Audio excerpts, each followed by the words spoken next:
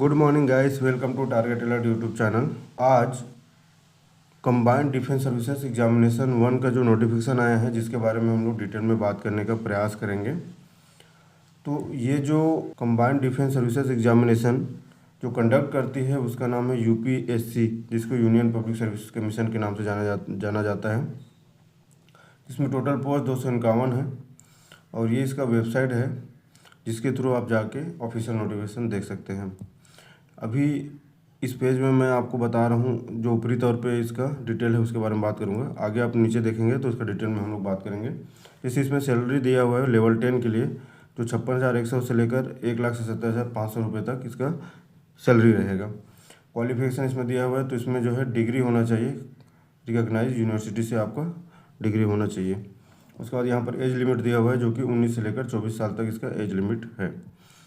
आगे देखते हैं तो इसमें महत्वपूर्ण जो तिथि दिया हुआ है, जो एप्लीकेशन फॉर्म फिलअप करने का स्टार्ट जो हुआ है वो हुआ है 10 दिसंबर 2025 से स्टार्ट हुआ है, और एप्लीकेशन फिलअप करने का लास्ट डेट है वो 30 दिसंबर 2025 तक है।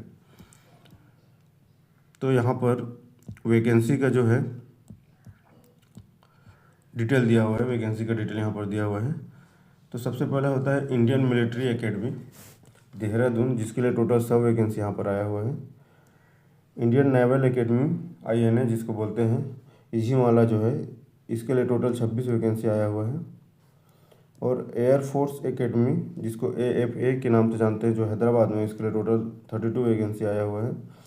और ऑफिसर्स ट्रेनिंग एकेडमी जो मेल कैटेगरी के लिए चेन्नई में है, जिसके लिए टोटल 275 वैकेंसी आया हुआ है। और सेम ऑफिसर ट्रेनिंग एकेडमी जो कि वुमेंस कैटेगरी के लिए चेन्नई के लिए 18 पोस्ट आया हुआ है। इस प्रकार टोटल देखे जाए तो 451 पोस्ट यहाँ दिया हुआ है। आगे हम लोग बात करते हैं, तो इम्पोर्टेंट डेट हम लोग डिटेल में देख लेते हैं। तो ये जो नोटिफिकेशन जो रिलीज़ हुआ था वो 10 दिसंबर 2025 को रिलीज़ हुआ था, और इसका जो एप्लीकेशन फॉर्म फिलअप करने का जो डेट स्टार्ट हुआ था वो भी 10 दिसंबर से स्टार्ट हुआ था। जिस डेट पे नोटिफिकेशन आया था उसी डेट से आपको फॉर्म फिलअप करना स्टार्ट हो गया था।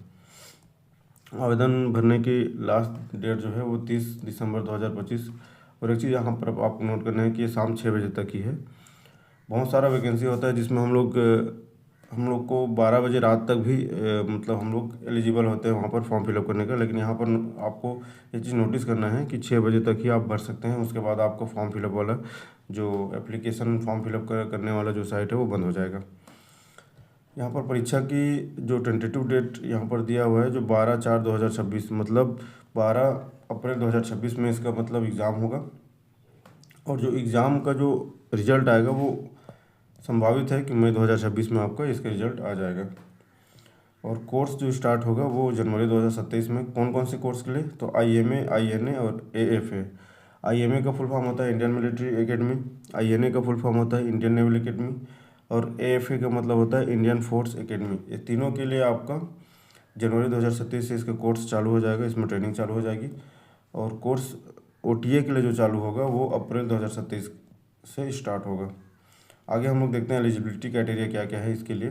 तो यहाँ पर एजुकेशन क्वालिफिकेशन का बात किया हुआ है। तो सबसे पहला IMA और OTA जो चेन्नई के लिए है, उसके लिए किसी भी मान्यता प्राप्त विश्वविद्यालय से डिग्री या इसका इक्विवेलेंट होना चाहिए, समकक्ष होना चाहिए।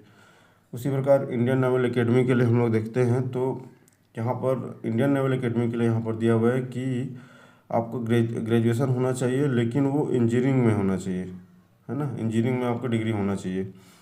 उसी प्रकार एयरफोर्स के लिए दिया हुआ है, तो या तो आप 10+2 का स्तर के आपका क्वालिफिकेशन होना चाहिए जिसमें भौतिकी और गणित हो, और या तो फिर आप बैचलर ऑफ इंजीनियरिंग आपके पास होना चाहिए। नोटिस यहाँ पर ये करना है कि एयरफोर्स जो एकेडमी है उसके लिए अगर कोई आप फाइनल के स्टूडेंट हैं, सपोज आप डिग्री कर रहे हैं उसमें फाइनल ईयर के स्टूडेंट हैं, तो भी आप इस वैकेंसी के लिए आवेदन के लिए एलिजिबल है। ठीक है, आप लास्ट ईयर में अगर कोई आप पढ़ाई कर रहे हैं और पढ़ते पढ़ते आप एग्ज़ाम मतलब इसके लिए आप फॉर्म फिलअप करना चाह रहे हैं, तो भी आप एलिजिबल हैं वहाँ पर। उसके बाद यहाँ पर राष्ट्रीयता का दिया हुआ है।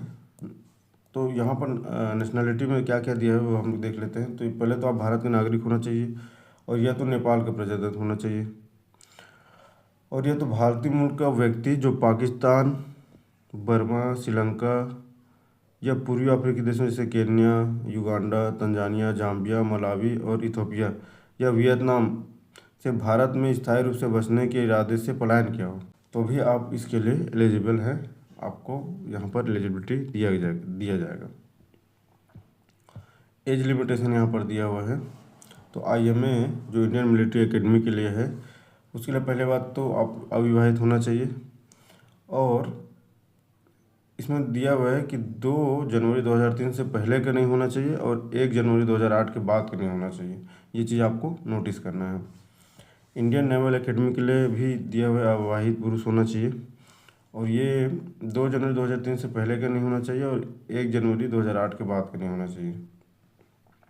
सेम चीज़ इसमें भी दिया हुआ है।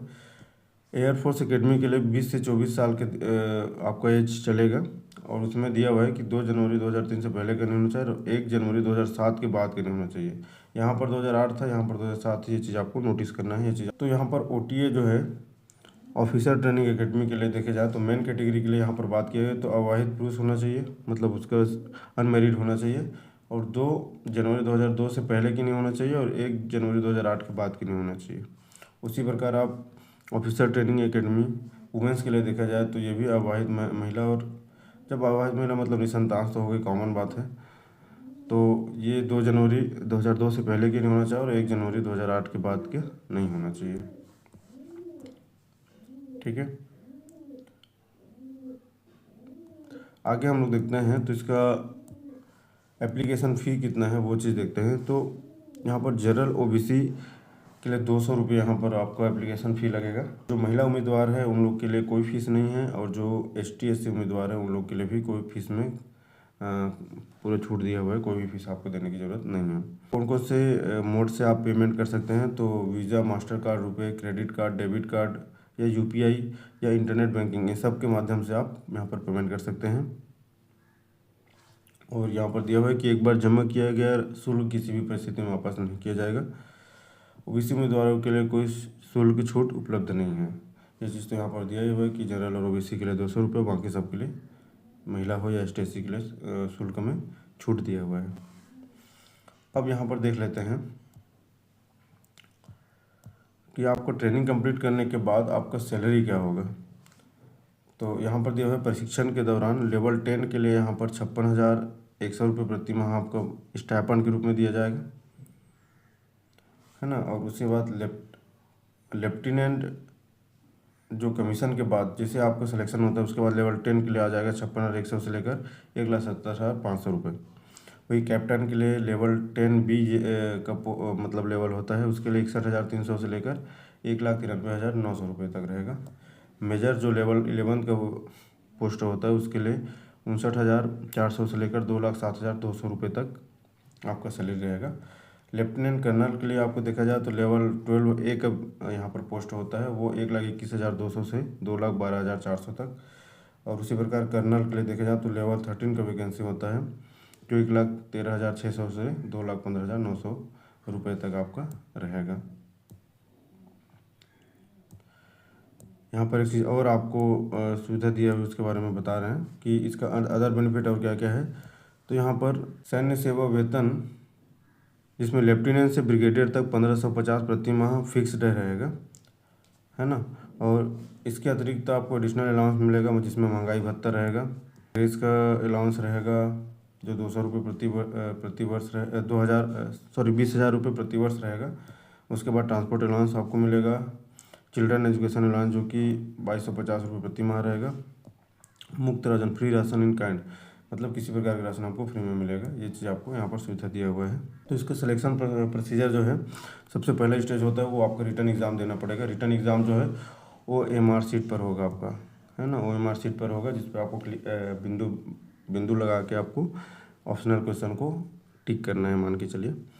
और जिसमें IMA, INA और AFA के लिए 3 पेपर होगा, जिसमें इंग्लिश के लिए 100 अंक का पेपर होगा, जनरल नॉलेज का 100 अंक का पेपर होगा और मैथ्स का 100 अंक का पेपर होगा। टोटल आपका 300 नंबर का क्वेश्चन रहेगा।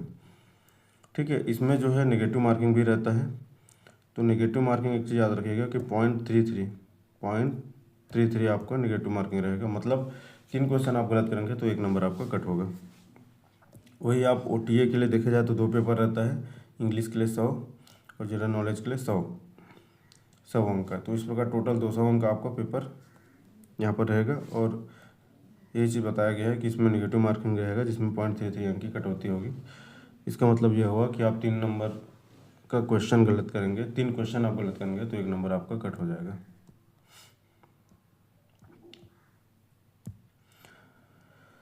उसके बाद आप जैसे आप स्टेज 1 जो कि रिटन एग्ज़ाम को क्लियर करेंगे तो आपका सेवा चयन बोर्ड SSB के द्वारा साक्षात्कार मतलब इंटरव्यू आपको देना पड़ेगा। इंटरव्यू में जो है दो चीज़ों का यहाँ पर आपका परीक्षण किया जाएगा, इंटेलिजेंस, दूसरा होता है पर्सनालिटी टेस्ट। 2 चरण में SSB चयन करती है। पहला स्टेज 1 में दिया है कि OIR टेस्ट और PPDT, और दूसरा होता है interview, GTO task, psychology test, conference, ये सब चीज़ के थ्रू आपको गुजरना पड़ेगा। साक्षात्कार का अंक जो होता है वो लिखित परीक्षा जो रिटन टेस्ट देते हैं उसी के आधार पर होगा, मतलब उतना ही होगा। जैसे हम देखे हैं कि IMA, NIA और AFA के लिए 300 अंक का यहाँ पर रिटन टेस्ट था, ठीक है ना। तो 300 अंक का ही इनका जो है इंटरव्यू में भी रहेगा। सेम उसी प्रकार OTA के लिए 200 अंक का जो रिटन टेस्ट था, और यहाँ पर भी इंटरव्यू में आपका 200 अंक का यहाँ पर इंटरव्यू रहेगा।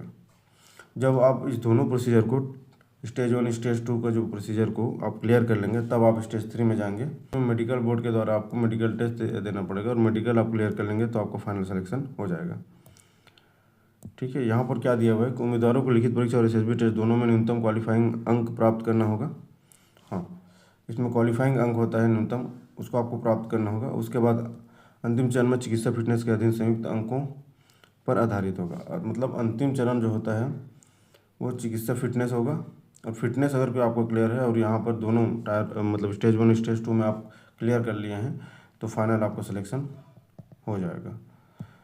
तो इसी प्रकार न्यू नोटिफिकेशन और किसी प्रकार का करियर से रिलेटेड आपको एजुकेशनल वीडियो चाहिए तो इस चैनल को सब्सक्राइब करिए, और वीडियो अच्छा लगे तो लाइक ज़रूर करिए और शेयर करिएगा ताकि नए नए नोटिफिकेशन की जानकारी और लोगों के पास भी पहुँचे। तो थैंक यू वेरी मच।